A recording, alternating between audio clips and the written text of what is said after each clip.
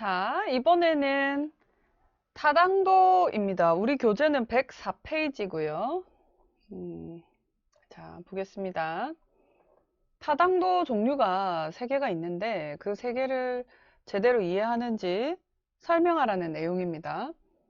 내용 타당도, 기준 타당도, 개념 타당도에 대해서 설명하시오. 내용 타당도, 기준에 의한 타당도, 개념 타당도에 대해서 설명하시오. 내용, 기준, 개념 타당도에 대해서 설명하시오. 자, 같은 문제가 2010년, 13년, 20년 이렇게 계속해서 반복 출제되고 있습니다. 자, 그럼 어떻게 쓰면 될까요?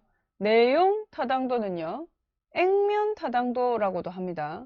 측정을 위해서 개발된 도구가 실제 정확한 속성값을 얼마나 포함하고 있느냐를 나타내는 논리적 타당도이고요. 예로 이제 설명을 드리자면 대학 교수들이 수능 문제를 내고 난 뒤에 현직 고등학교 교사가 검토해가지고 타당도에서 문항을 필요 없는 문항을 제외시키는 그게 이제 내용 타당도를 높이는 과정이다 이렇게 볼 수 있습니다. 그래서 웬만하면 전문가들을 대상으로 의견의 일치를 보이는 문항들을 쓰기 때문에 내용 타당도는 비교적 확보가 수월합니다. 자, 그 다음에 기준 타당도는 뭔데요? 기준 타당도는 척도를 평가하려고 하는데 기존에 똑같은 거 재고 있는 다른 타당성이 입증된 다른 척도가 있겠죠. 그것과 같이 비교를 해가지고 상관관계를 비교해서 높으면 우리 척도도 잘 타당하다라고 하는 것이 기준 타당도, 준거 타당도라고 하고요. 보통 동시 타당도와 예언 타당도로 구분이 됩니다. 동시 타당도는요, 예를 들면 탭스라는 영어 시험이 개발이 되고 나면 이게 영어를 잘하는 사람이 높은 점수를 받는 그런 점수 척도로서 과연 맞는가 하는 걸 보기 위해서, 타당한가 하는 걸 보기 위해서 어떻게 하느냐, 토익하고 같이 쳐보는 거죠. 그래서 토익 점수가 높은 사람이 탭스도 높은지를 같은 시점에서 2번 재가지고, 그죠? 그것의 상관을 보는 겁니다. 그래서 그게 높으면 동시 타당도가 높다 이렇게 이야기를 하고요. 만약 수능 성적과 들어와서 학생이 대학교 들어와서 얼마나 학생이 잘 따라왔는가, 그쵸? 학점이 얼마나 좋은가, 이런 것들을 비교할 때에는 미래를 내다보는 거잖아요. 그래서 그거는 예언 타당도, 예측적 타당도라고 이야기를 합니다. 그 둘 다 모두 다른 기준하고 연관을 가지고 타당도를 입증하는 거라서 기준 타당도, 기준에 의한 타당도, 준거 타당도라고 합니다. 자, 그 다음에 구성 타당도, 구성체 타당도, 구인 타당도라고도 하는 개념 타당도인데요. 지금 사회조사 분석서에서는 개념 타당도라는 단어를 더 많이 쓰고 있는 거 볼 수 있습니다. 자, 개념 타당도는 측정하고자 하는 구성 개념을 얼마나 측정 도구에 의해서 충실하게 측정하고 있는가를 나타내는 타당도로 통계 분석과 가장 관련이 있습니다. 요인 분석 등을 이용해서 우리가 개념 타당도를 확인해 볼 수가 있습니다. 자, 개념 타당도 종류를 3가지를 쓰고요. 간단히 설명하라고 했습니다. 개념 타당도 2가지를 쓰고 개념 타당도 의미 쓰고 종류 2가지를 써라 이러면 보통 3가지 쓰라 하면 이해 타당도, 그 다음에 수렴 혹은 집중 타당도, 똑같은 이야기입니다. 그 다음에 판별 타당도, 이렇게 3개를 쓰고요. 개념 타당도 종류 2개 써라 이러면 수렴 타당도, 판별 타당도 요거 2개 쓰셔야 돼요. 이해 타당성은 서로 유사한 여러 개념을 모두 측정할 수 있으면 이해 타당도가 높다라고 이야기를 하고요. 집중 타당도, 판별 타당도는 우리 보통 다중 속성, 다중 측정 방법 등을 이용해서 요인 분석 등을 이용해서 분석을 해볼 수가 있습니다. 간단하게 설명을 드리면 문항 1, 2, 3은 요인 1로 적재가 되고요. 문항 4, 5, 6은 다른 요인을 측정하는 문항이라고 한번 생각해 보세요. 그러면 이 요인 안에 있는 세 문항 간에는 상관이 매우 높겠죠. 그죠? 그리고 이 문항, 요인 안에 있는 또 세 가지 문항도 여전히 이 안에서 상관이 매우 높을 겁니다. 그래서 이렇게 이 안에서 집중 타당도 가 높다 이렇게 이야기를 하고요. 상관이 높으면 집중 타당도가 높다 이렇게 이야기합니다. 그러나 요인 1과 2는 서로 상이한 개념을 재는 거죠. 그러니까 요인 2 점수하고 각 문항의 상관계수를 구하면 이건 상관계수가 매우 낮을 거예요. 그렇죠? 0에 가까운 값을 가질 겁니다. 완전히 0은 아니겠지만 그렇죠? 그래서 여기는 보통 상관계수가 0.7 이상인데 여기는 보통 0.3 이하다. 이런 식으로 상이한 개념을 잰다면 그 문항은 그 요인과 아주 그 상관이 떨어진다. 낮은 상관을 가진다. 하는 게 이제 판별 타당도입니다. 자, 집중 타당도는요. 동일한 개념을 잰다면 상관관계가 높을수록 집중 타당도가 높다고 하고 상이한 개념을 잰다면 상관관계가 낮을수록 판별 타당도, 그쵸? 요인 1과 2를 구분해주는 판별 타당도가 좋다. 이렇게 이야기를 합니다. 자, 그 다음에 기준에 의한 타당성. 요 문제점을 세 가지 써라 이랬어요. 자, 기준에 의한 타당도는 주어진 타당도가 입증이 된 주어진 다른 척도하고 상관계수를 구해서 입증해내는 거다 이랬는데 아니 기존에 그걸 잴 수 있는 게 있었다면 내가 그걸 썼겠지 뭐하러 내가 개발을 했겠어요. 그쵸? 그래서 기존에 마땅한 척도가 없을 경우가 있습니다. 그래서 기준으로 사용되는 척도 개발이 쉽지가 않다는 게 일단 첫 번째 문제점이고요. 그 다음에 측정을 하려면 심리검사다. 근데 심리검사 병원 가서 한번 해보세요. 막 몇십만 원씩 들어요. 그런데 중거 타당도를 입증하기 위해서면 이 검사 저 검사 다 해봐야 된다? 비용은 누가 될 거예요? 그렇죠? 검사하는데도 비용이 든다는 거예요. 그래서 측정에 따른 비용 발생이 또 문제점이 될 수 있습니다.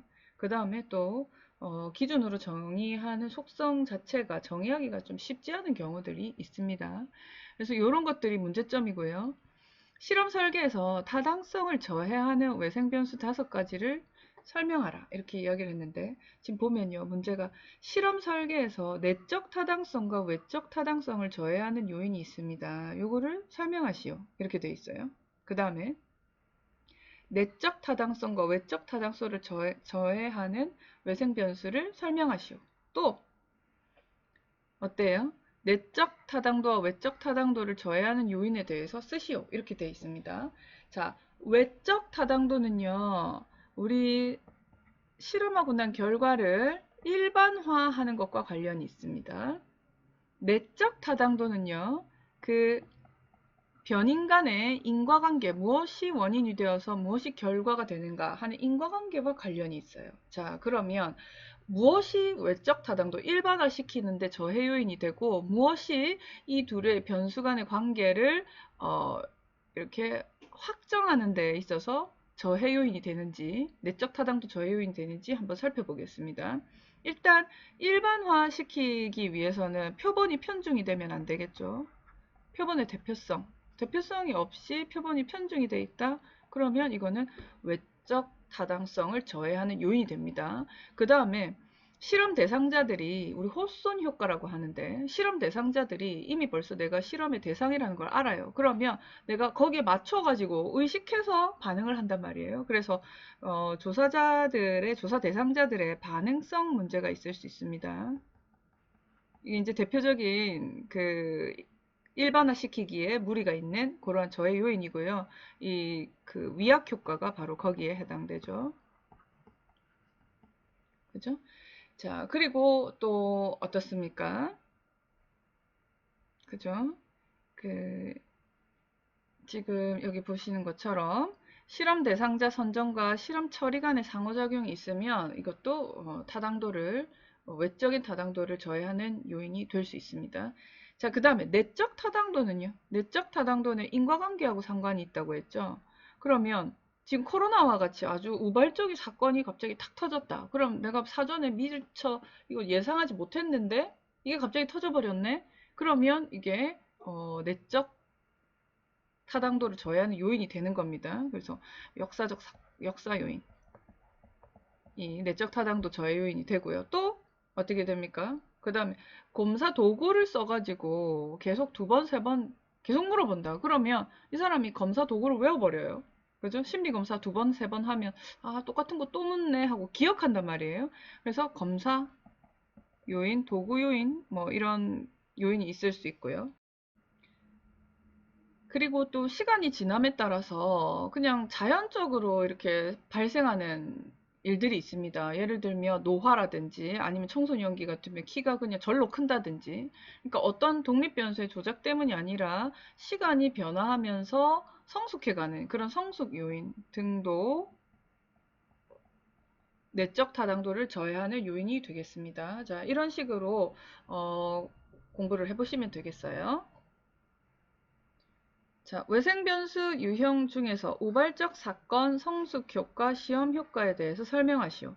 자, 타당성을 저해하는 외생 요인 중에서 우발적 사건, 성숙 효과, 시험 효과에 대해 설명하시오. 똑같은 문제네요. 17년, 20년에 출제가 됐습니다. 좀 전에 제가 다 설명을 했는데 코로나와 같이 연구자 의도와 상관없이 갑자기 설계 이전에는 미처 예상하지 못했던 사건이 발생하는 것을 우발적 사건, 히스토리, 역사 요인이라고 하고요. 성숙 효과는 실험 기간이 그냥 자연적으로 시간이 지남에 따라서 이런 조사 대상자에게 나타날 수 있는 신체적인, 생리적인 변화, 심리적인 변화 이런 것들이 성숙 요인, 성숙 효과가 되고요. 그 다음에 내가 도구가 정해져 있는 도구가 도구 개발 쉽지 않거든요. 그래서 같은 도구로 두 번 이렇게 측정을 했다. 그러면 그것을 나중에 기억했다가 또 답을 할 수 있기 때문에 이 종속 변수에 영향을 끼친다 해서 이런 것들은 시험 효과라고 합니다. 시험 효과는 또 다른 말로 검사 요인이라고도 이야기를 합니다.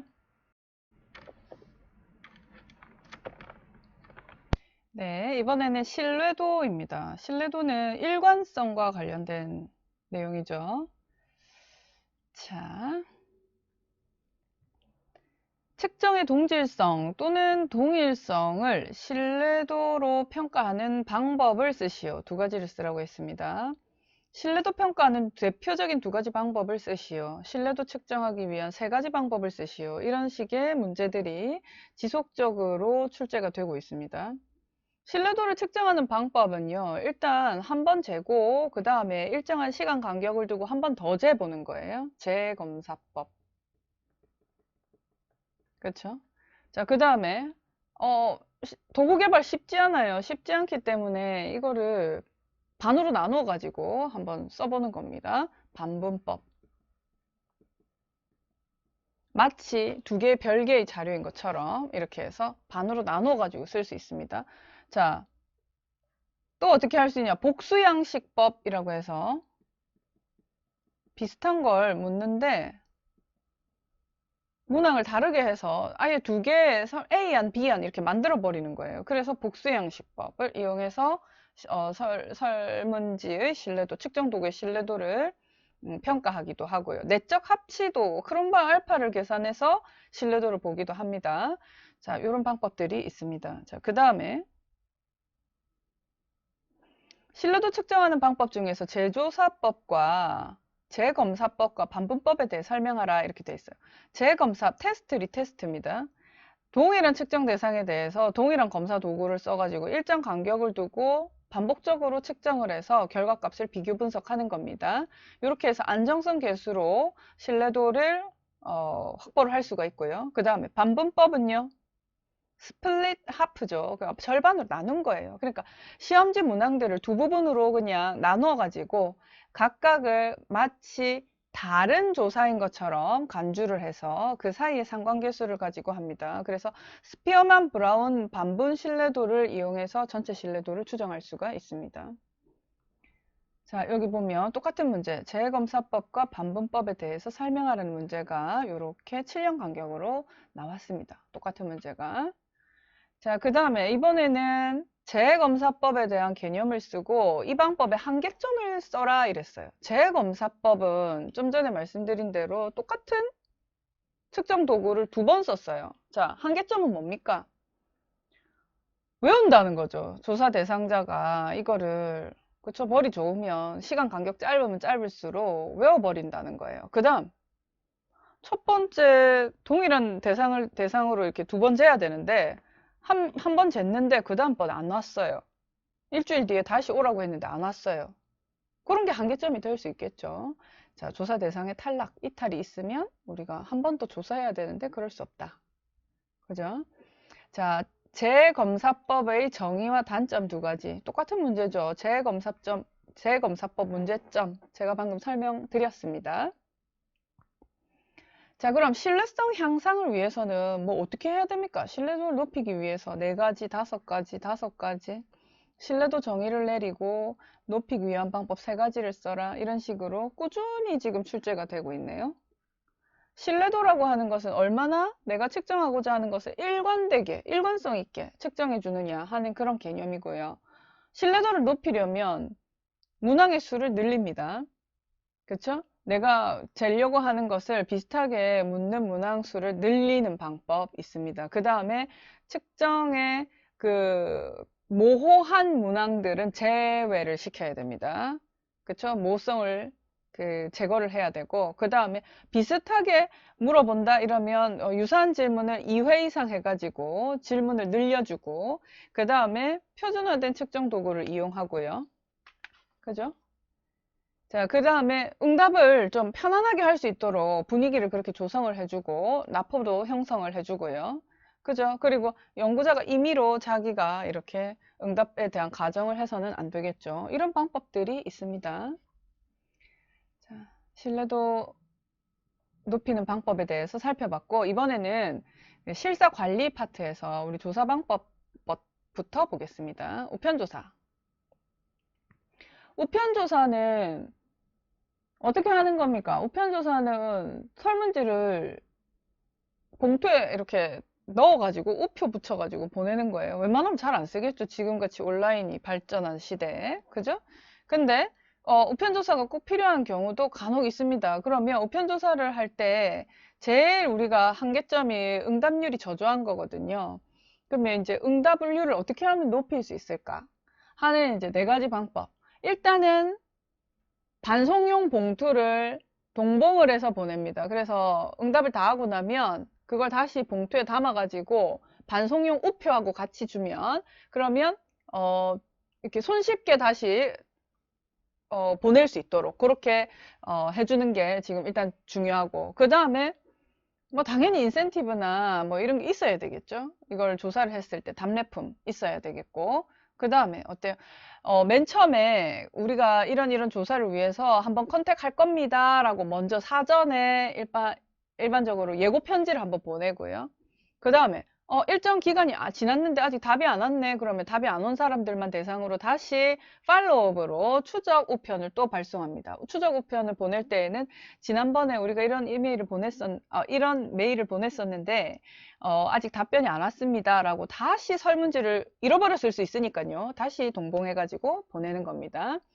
그쵸. 그리고 설문 표지에다가 왜 우리가 이런 조사를 하며, 어떤 성격이고 이 조사가 얼마나 중요한지, 그래서 당신의 응답이 얼마나 필요한지 이런 것들을 조금 부각시키는 것이 좋겠죠.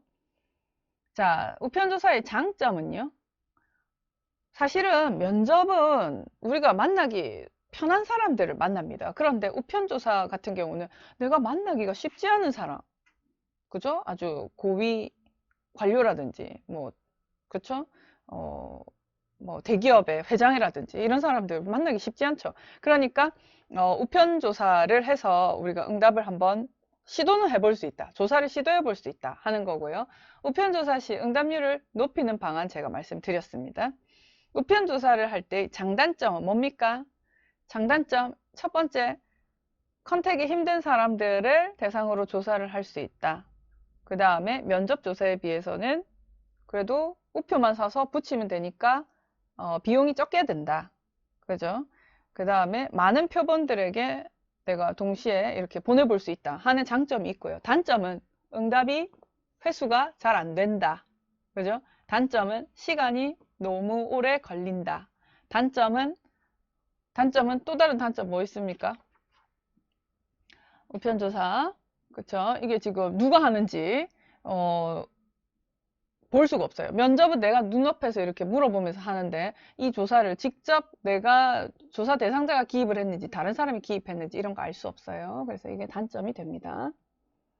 자, 이번엔 전화조사입니다. 우편조사랑 비교해가지고 전화조사의 장단점이 뭔지 두 가지를 쓰는 거예요.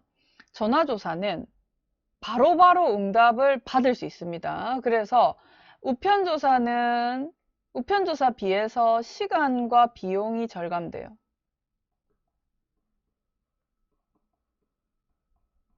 그죠? 그 다음에 응답이 바로바로 데이터베이스화 됩니다. 그래서 데이터 코딩까지 응답과 동시에 바로 DB화 돼가지고 코딩이 다 완료가 돼요.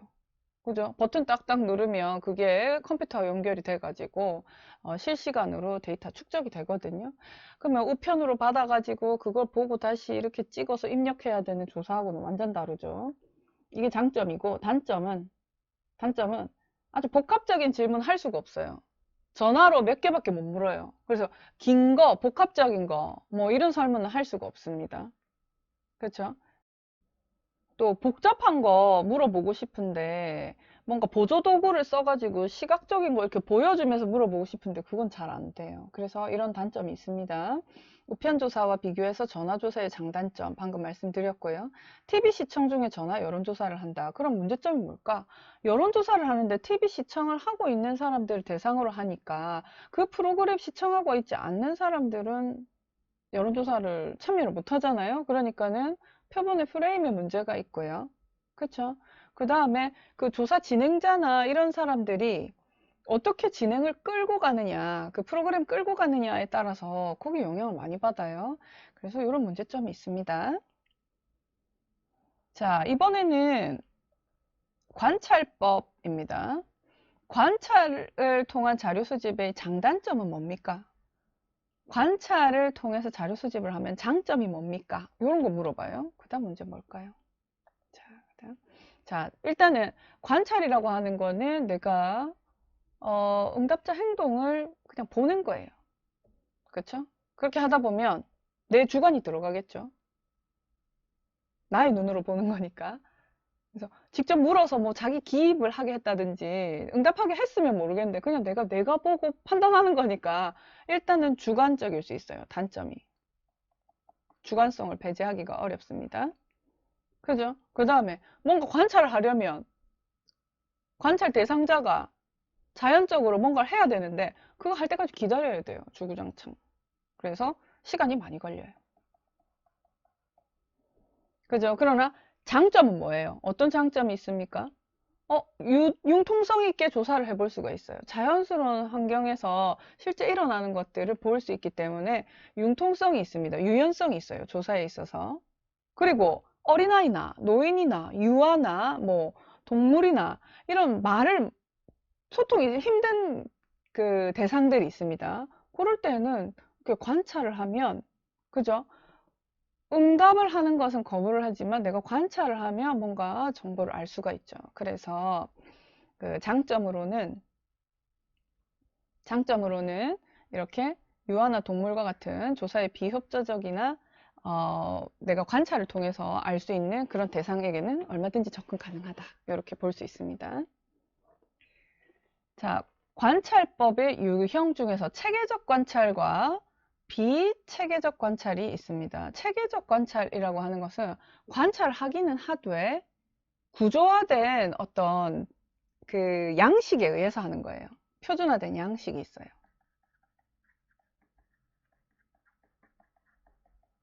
그리고 비체계적 관찰은 그런 거 없어요. 그렇죠? 그래서 관찰자가 관찰 상황에 전혀 개입을 하지 않고 최소한의 개입을 하면서 사전에 이렇게 계획이 된 절차에 따라서 그 관찰을 하는 것을 우리는 체계적 관찰이라고 하고 그런 거 없고 그냥 관찰 상황에 참여해가지고 자연 관찰하는 것을 비체계적 관찰이라고 이야기를 합니다. 관찰법의 유형 두 가지를 제시해라. 체계적 관찰과 비체계적 관찰이 있다. 자, 그 다음에 참여 관찰의 네 가지 종류에 대해서 설명하시오. 이런 문제가 있습니다. 참여 관찰, 요 답변 보면서 한번 설명드릴게요. 관찰자 유형으로는 완전 관찰자가 있고요. 완전 참여자가 있습니다. 완전 참여자라는 것은 자신의 신분을 밝히지 않고 완전히 그 상황 안에 들어가서 자연 그 상태에서 노출돼서 관찰하는 거예요. 완전히 참여해서 관찰하는 거예요. 근데 완전 관찰자는 뭡니까? 그 나의 신분과 목적을 알릴 필요가 없어요. 그냥 난 멀리서 그냥 그 사람들의 행동에 전혀 관여하지 않고 그냥 쳐다만 볼 뿐이기 때문에 그냥 관찰하는 거예요. 완전 관찰자. 근데 그 사이에 어때요? 좀 더 참여자에 가까운 관찰이 있고 좀 더 관찰자에 가까운 참여자가 있고 이런 거예요. 참여자적 관찰자는 신분 밝히고 활동 공간에 들어가서 나 이런 연구를 하려고 하는데 심층적으로 좀 관찰해도 되겠니? 이렇게 하는 거고요. 관찰자적 참여자는 참여는 해요. 신분 공개하고 참여는 하는데 주로 관찰을 더 하는 그런 방법이 되겠습니다. 그래서 참여 관찰 네 가지 종류는 이렇고요.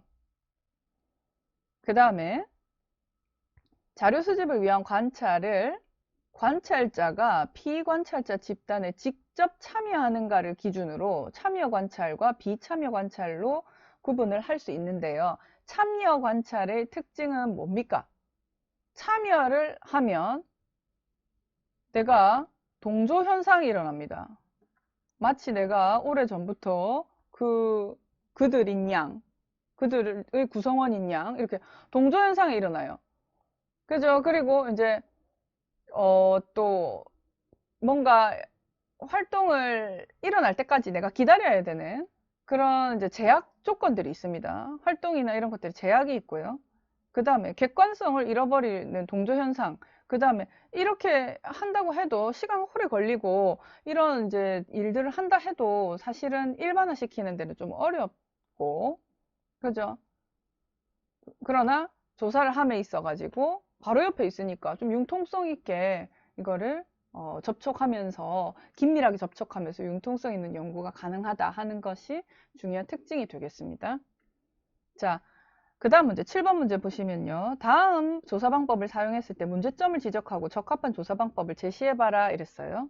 양로원에 생활하고 있는 노인들 대상으로 복지 수준이 어느 정도 되는지 자기 기입식 조사를 했습니다. 문제점은 뭔가요? 양로원에 노인들이 글을 다 잘 이해하고 스스로 자기 기입식 조사를 충분히 정확히 해낼 수 있느냐? 그렇지 않은 분도 계시다는 거예요. 그러면 이때 어떻게 해야 됩니까? 땅 옆에 붙어가지고 읽어드리고 받아야 돼요. 그래서 면접이 더 좋죠. 자기 기입식으로 설문지 뿌리고 회수하는 것보다는 딱 붙어서 면접하는 게 좋습니다. 그 다음에 어떤 회사에서는 새로 출시된 제품의 디자인의 호감도를 보기 위해서 전화조사를 했습니다. 문제점은 뭡니까? 전화조사는 어떤 보조 도구를 사용할 수 없다는 게 문제점이에요. 그래서 디자인에 대해서 뭐 보여주면서 이야기를 해야 되는데, 뭐 보지도 않고 뭐 이렇게 전화만 붙잡고 있는다고 디자인에 대한 호감도가 나옵니까? 정확하게 조사할 수가 없어요. 보조적인 도구를 사용할 수 없다는 것이 문제점이고, 그러면 적합한 조사 방법은 어때요? 면접이나 아니면 온라인으로, 그죠? 시각적인 자료를 활용할 수 있는 온라인 조사 방법을 쓰는 게 좋겠죠. 자, 그 다음 면접에 대한 조사입니다. 자, 우편 조사랑 비교했을 때 면접 조사는 어떤 장단점이 있습니까? 우편 조사는 누가 응답하는지 몰라요. 그쵸?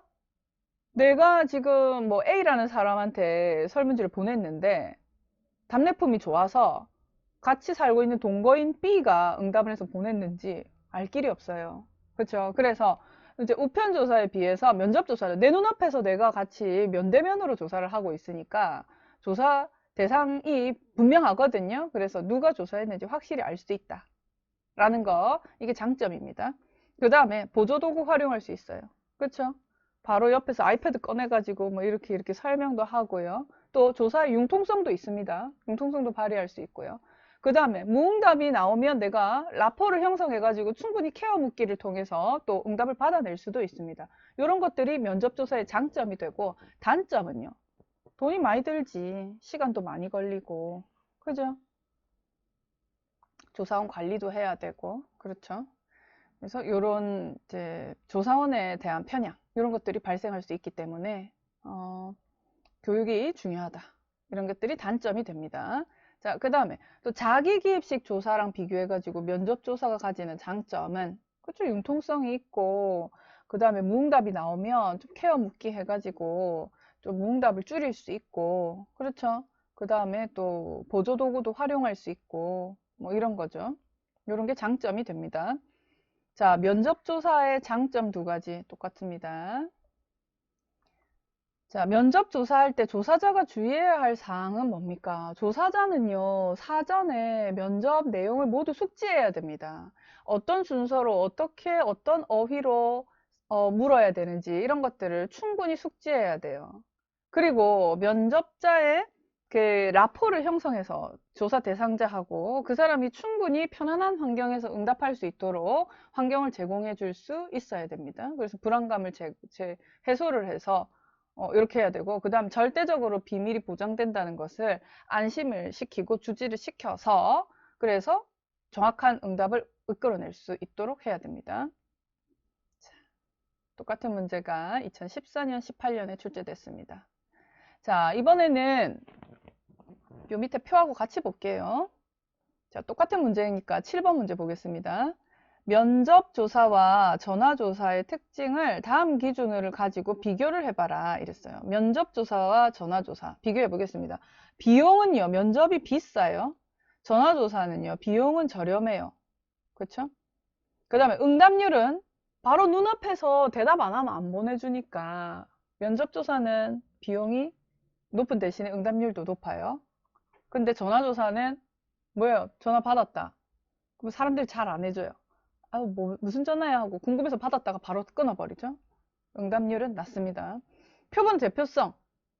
자, 그럼 비교적 높은 편이고, 전화조사는 예를 들어서 선거조사 해보면요. 여론조사 해보면 시간 많고 정치에 아주 관심 많은 60대 이상의 남성분들이 주로 많이 해요. 그래서 이게 표본 대표성, 이게 지금 유권자 전체를 대변한다고 보기는 좀 어렵죠. 낮습니다. 자, 질문의 길이와 내용. 아주 길게 내가 원하는 내용 복합적으로 다 물어볼 수 있고요. 전화조사는 길게 물었다가는 중간에 바로 이탈됩니다. 짧아야 됩니다.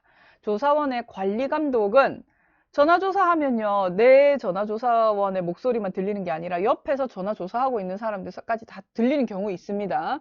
그죠? 그러면 한 군데 모아놓고 전화조사 어떻게 하고 있는지 감독관이 다 관리가 돼요. 그래서 전화조사 시에는 조사자 관리나 감독이 높아요. 아주 좋아요. 잘 되는 반면에 면접은요, 면대면으로 밖에 나가서 하니까 이 조사자가 밖에 나가가지고 뭐 어떻게 입고 가는지, 무슨 질문을 어떤 식으로 하는지, 이게 아무리 교육을 시킨다 하더라도 감독이 실제적으로 쉽지 않은 경우가 많습니다. 그래서 이거는 낮아요.